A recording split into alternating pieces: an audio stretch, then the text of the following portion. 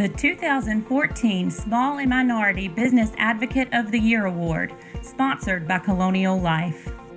Advocating extraordinary value and reinforcing the economic importance that small and minority businesses have in our community, Tom Felder has shown outstanding leadership in the small business community as president of South Carolina Community Bank. Tom's guidance and leadership as chairman of the Columbia Chambers Small Business Council contributed to its successful launch in 2012.